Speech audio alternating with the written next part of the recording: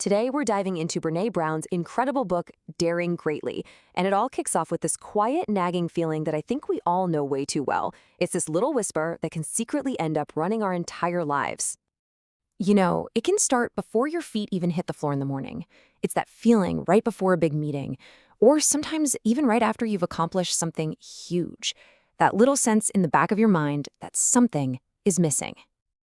And there it is, never enough. Two little words that, as Brené Brown says, trap us in this constant feeling of lack. It's like having an internal tape on a loop, just playing over and over and over again. Does any of this sound familiar? Never perfect enough, never successful enough. Well, here's the thing.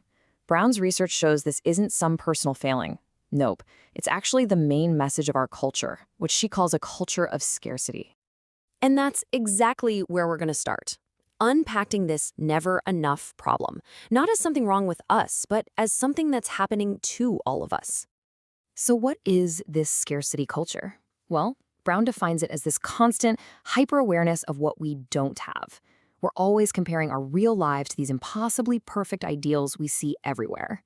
And here's why that's so dangerous. This mindset, it's the perfect breeding ground for jealousy, for greed, and for so much of our judgment. So if scarcity is the culture we're swimming in, what's the emotional engine that's actually driving it all?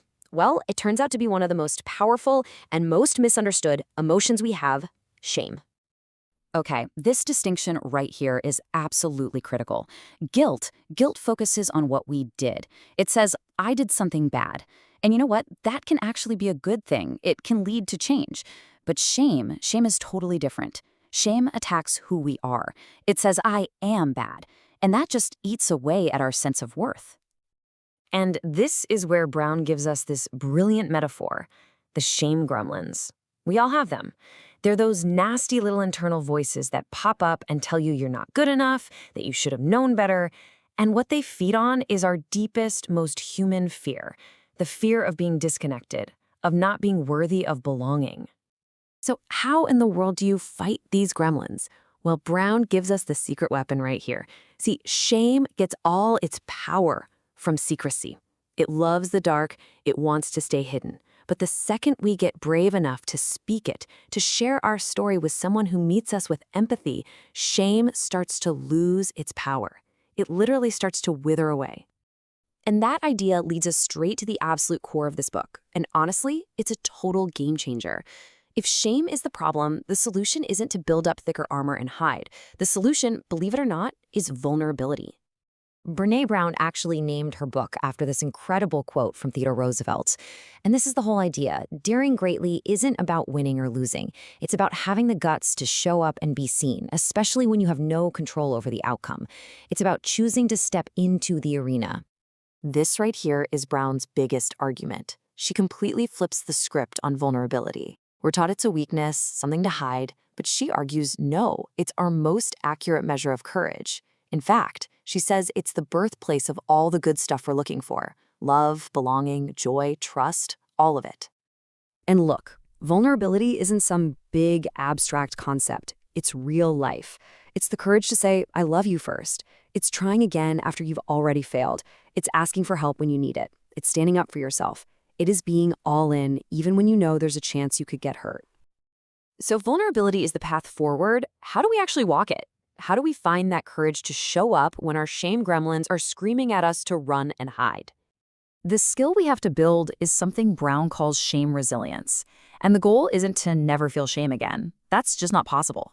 It's about learning to recognize it when it shows up, and then having the tools to move through it without letting it define us. So what does that look like in the real world? When shame hits, here are 3 things you can do.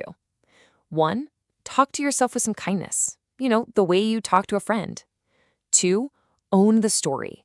Don't let shame write the ending for you. And 3, and this is maybe the most important, reach out for empathy. Find someone who has earned the right to hear your story. Empathy is the antidote. And the whole point of all this hard work is not just to fit in. Brown makes this powerful distinction. Fitting in is about changing who you are just to be accepted.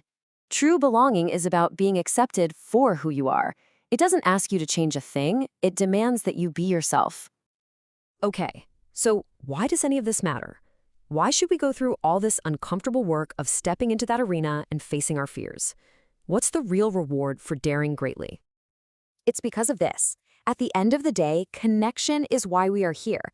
Brené's research makes it so clear. We are biologically wired for it.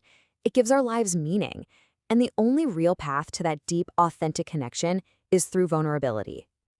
And this is the payoff. This is what's waiting for us on the other side. When we dare greatly, we open ourselves up to what she calls wholehearted living. It's a life that's not about being perfect, but about knowing we are worthy. A life with deeper connections, more creativity, more joy, and just the quiet courage to be ourselves. So I'll leave you with the same question the book leaves us with. This isn't about changing your whole life overnight. It's about one small choice. What is one way, no matter how small it seems, that you could step into the arena and dare greatly this week?